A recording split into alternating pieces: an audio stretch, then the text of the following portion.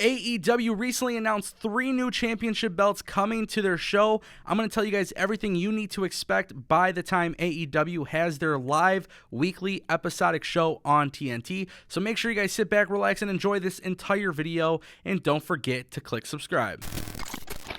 You have arrived at your destination. Welcome back to Destination Pro Wrestling. My name is Zango. You guys can follow me on Twitter at Tango with Thango. Make sure you guys click that subscribe button and don't forget to ring that bell. This way you can get notified on all the latest videos here on the channel. Got daily uploads coming. Tons of pro wrestling news, but we have to take a deep dive into what's really going on with AEW because we received some big news. This news might be a little bit obvious to some, but there is one really big I didn't see this coming, and I know for a fact a lot of people didn't see this coming right off the bat, but we're going to talk about it because AEW has announced 3 new championship belts, and I think this is going to be a very big deal.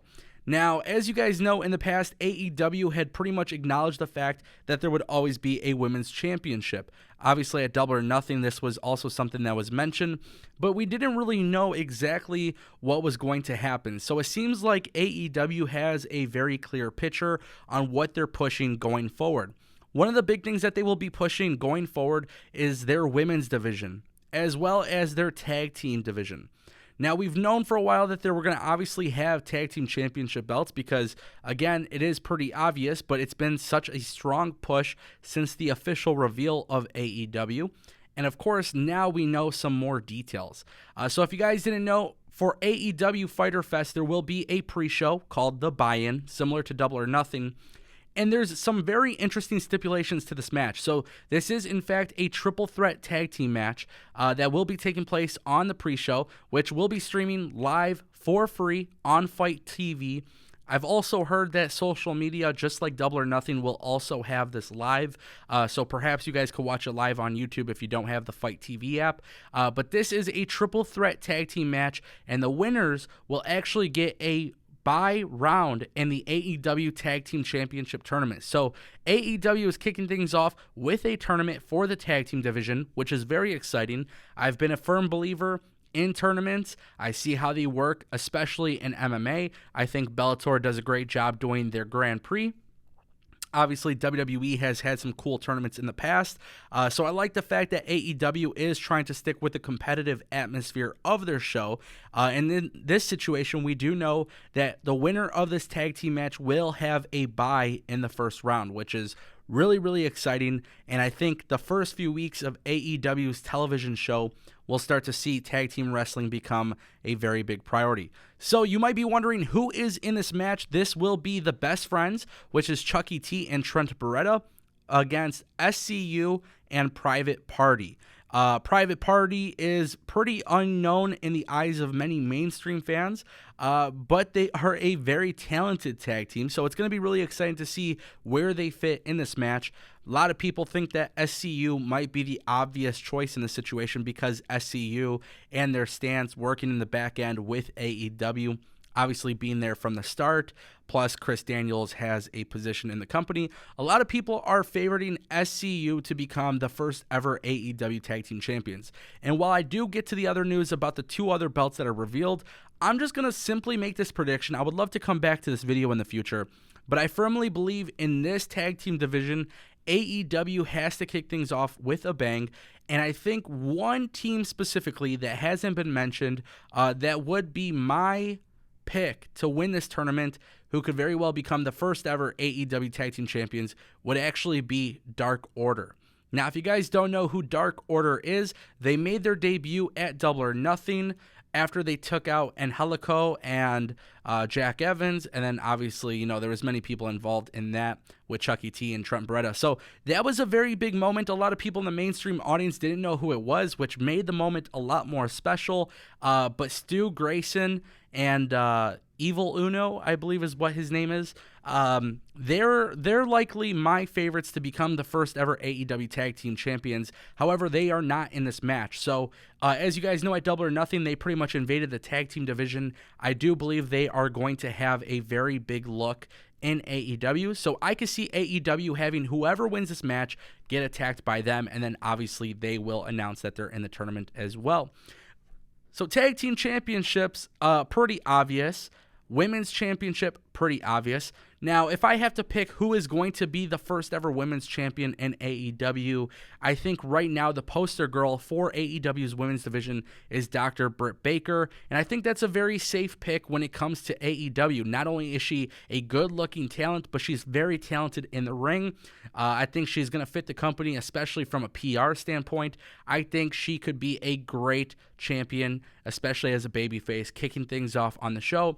But if you look at the women's division specifically, and this is what's so unique about AEW, and you have to know this, AEW's women's division is stacked. And obviously with Awesome Kong signing to the company, B. Priestley, who will be joining the company as well. I mean, there is a lot of talented women on this roster. And of course, there is Sadie Gibbs, who I'm actually not familiar with, but AEW kind of sold me on her when they aired her vignettes. So now I'm kind of excited to see what happens with this women's division. But here's the announcement that I don't think a lot of people saw this one coming right off the bat, and that was Tony Khan announcing on the Stone Cold Steve Austin podcast, which was incredible, by the way. You guys definitely got to tune into that because it's really exciting to hear Stone Cold's take on a pro wrestling product that's not WWE. But most importantly, Tony Khan also revealed that because there is a push within the women's division and a push within the tag team division, they will also have women tag team championship belts in the company. And I think this is a wonderful way for AEW to kick off their show because, well, let's be honest, tag team wrestling is a big deal to them. The women's division is a big deal to them. And their biggest competitor in the world is not doing that great of a job with both of those divisions. As you guys know, WWE's Women Tag Team Championship belts haven't really been the most impressive, honestly, since the minute they debuted. I have no issue with the Iconics. I think it's a booking issue. I think it's a creative issue. The writers, I don't think WWE knows how to really push those title belts. I think with AEW's expertise and their want and need to fulfill a vague part of wrestling, obviously it's very there's not that much of a push for tag team and women tag teams. Obviously in the United States, there's really not that big of a focus. AEW has a focus on both of those divisions separately, and obviously combining it could be really good. Not to mention, and I said this earlier, but AEW's women's division is stacked. So this is going to be a really good opportunity for AEW to do what WWE has a hard time doing, and that is featuring more of your talent on your TV show. Now, as you guys know, Tony Khan did officially reveal that AEW's show will be live for 2 hours. This is something that we talked about before, so just keep that in mind. AEW is filling a void by keeping a lot of their talent on the show. They're going to have a lot of their people featured, and by them revealing these 3 championship belts, I think it's going to be really incredible. Now, who do I think will become the first ever women's tag team champions? Honestly, in AEW, I'm starting to now get a little bit more familiar with the international talent that may not be big in the United States. Obviously, there was a great showing from the 6 women tag team match. I can see any one of those women being paired together and winning the championships here. I think this is very common in New Japan, where there are promotions where there's just only female talent. And I think, AEW could kind of learn from what's going on internationally. I could see them going with an international team here who really kicks ass in the ring. And then obviously as time goes on, not only do they get to keep the competitive nature of their show, but they'll also be able to tell some stories down the line. But initially, as a champion, you got to be a fighting champion. Most of those stories should be told in the ring, which is something that AEW is going to do. Now, you guys need to know that AEW and New Japan are not working together. New Japan already debunked any sort of rumors, any sort of information. We know this was confirmed because AEW is not allowing Jon Moxley to compete in the United States G1 Climax night. So, as you guys know, people in Dallas, Texas will not be able to see Moxley there for New Japan. So what does this actually mean when it comes to championships? Well, because there's not a working relationship, that means you're not going to see AEW champions in New Japan, and any star from New Japan who gets featured within AEW. However that works, if it does happen at all, I don't likely see an AEW championship belt on that television show. I think New Japan is very loyal to Ring of Honor. Big mistake on their end, but I don't think you'll see any sort of cross promotion or cross mention of the championship belts there. let's just say Jericho wins the belt, or you never know. Regardless, you get what I'm saying. You're not going to see it happen. So what does this mean for AEW not having a mid-card belt? Well, right off the bat, it sounds like AEW is really trying to double down on the focus of championships, but also the importance of those championships. So heavyweight championship, women's tag team championship, women's world championship, men's tag team championship. Whether there is a mid-card belt or not, it hasn't been revealed, but I do think we will see that at some point in the future. I think maybe after a year. Who knows? I think AEW doesn't have the biggest roster in terms of actual amount of people, so it should be very interesting. But again, WWE's women's tag team championships have been pretty useless, so it should be really interesting to see if AEW could pull it off. But again, it's never bad when you could feature more talent on your TV show, and why not do it with your championship belts that you are ready to make prestigious. Now, as time goes on, if AEW can't keep the prestige of these belts, then it's going to be a bad look. But I think this is a good way to start the company, and it's going to be very interesting to see what happens.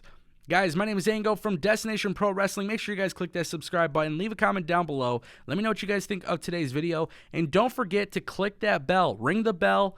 Click all notifications. That way you don't miss a video. And I will see you guys next time.